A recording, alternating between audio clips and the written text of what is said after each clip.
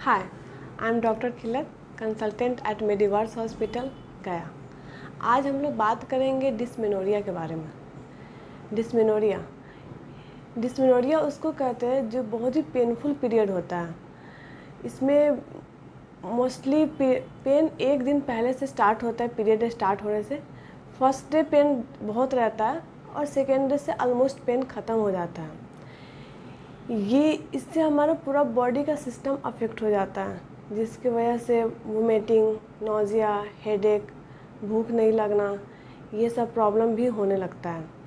वैसे तो ये पेन पूरे बॉडी में होता है, बट लोअर एब्डोमेन में ये पेन बहुत ज़्यादा होता है।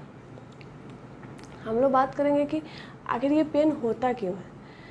तो हमारे यूट्रस में बेसिकली जो इंडोमेट्रियम का लाइनिंग होता है, वो जब पीरियड आने वाला रहता है तो वो शेडिंग होने लगता है, वो गिरने लगता है और उसके साथ ब्लीडिंग भी होने लगता है।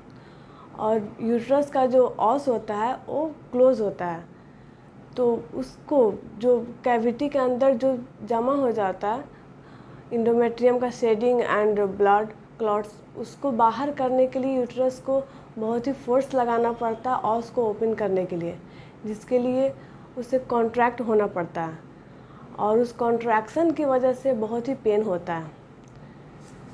अब हम लोग बात करेंगे डिस्मेनोरिया के टाइप्स के बारे में। ये दो तरह के होते हैं, primary dysmenorrhoea and secondary dysmenorrhoea.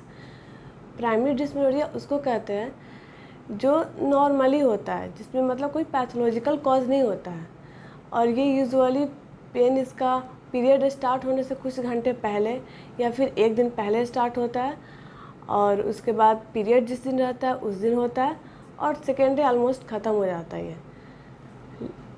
और इसमें कोई वैसा दिक्कत नहीं होता, ये नॉर्मल पेन होता है जिसे आप मेडिसिन खा के भी ठीक कर सकते हैं।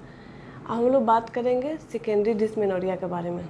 सेकेंडरी डिस्मेनोरिया, इसमें पैथोलॉजिकल कॉज होते हैं कि मतलब कि यूट्रस में कोई ना कोई प्रॉब्लम है जिसकी वजह से इतना ज़्यादा पेन हो रहा है। जैसे कि इसका पेन पीरियड स्टार्ट होने से 3-4 दिन पहले हो जाता है और थ्रू आउट पीरियड रहता है, और पीरियड ख़त्म होने के बाद ही ये पेन ख़त्म होता है।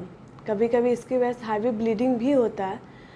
ये सेकेंडरी डिस्मेनोरिया होने का रीज़न होता है, कभी हो सकता है यूट्रस में फाइब्रॉयड हो, इंडोमेट्रियोसिस हो, एडेनोमाइसिस हो, और भी बहुत सारे रीज़न है उसके होने के। अब हम लोग बात करेंगे कि कैसे मतलब आप लोग फाइंड आउट कर सकते हैं। तो अगर आप लोगों को ऐसा पेन हो रहा है तो आप लोग अपने किसी नज़दीकी किसी डॉक्टर से मिलिए, एक अल्ट्रासाउंड करा के हम लोग इसको फाइंड आउट कर सकते हैं। वैसे usually primary dysmenorrhoea 18 to 25 age के फीमेल में ज़्यादा होता है, और उससे पहले मोस्टली सेकेंडरी डिस्मेनोरिया नहीं होता है। लेकिन इसको एक बार फाइंड आउट कर लेना ज़्यादा अच्छा होगा, ताकि आप श्योर हो जाए कि आपको प्राइमरी डिस्मेनोरिया है या फिर सेकेंडरी डिस्मेनोरिया है। एक और डिस्मेनोरिया का वैरायटी है, वो है मेम्ब्रेनस डिस्मेनोरिया।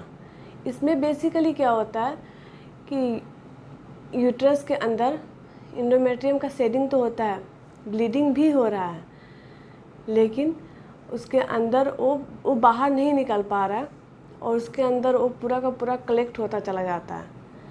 और इसके लिए चूँकि वो पूरा का पूरा लेयर कलेक्ट हो जाता है, पूरा क्लॉट बन जाता है, जिसकी वजह से उसको निकलने में बहुत ही प्रॉब्लम होता है और ये बहुत ही पेनफुल पीरियड होता है। वैसे तो ये पीरियड बहुत ही रेयर होता है, बट ये बहुत ही पेनफुल पीरियड होता है, क्योंकि इसमें इसको बाहर आने के लिए नॉर्मली पीरियड में जितना ऑस ओपन होना चाहिए उससे ज़्यादा इसमें ओपन होना पड़ता है, जिसके लिए यूट्रस को ज़्यादा कॉन्ट्रैक्ट होना पड़ता है और उसकी वजह से भी पेन बहुत ज़्यादा होता है। इसलिए अगर इस तरह का अगर आप लोगों को किसी को प्रॉब्लम है तो आप नज़दीकी किसी भी गायनेकोलॉजिस्ट से ज़रूर मिलिए और उनसे ज़रूर एडवाइस लीजिए कि आपके साथ जो है वो नॉर्मल है या फिर पैथोलॉजिकल है। Thank you.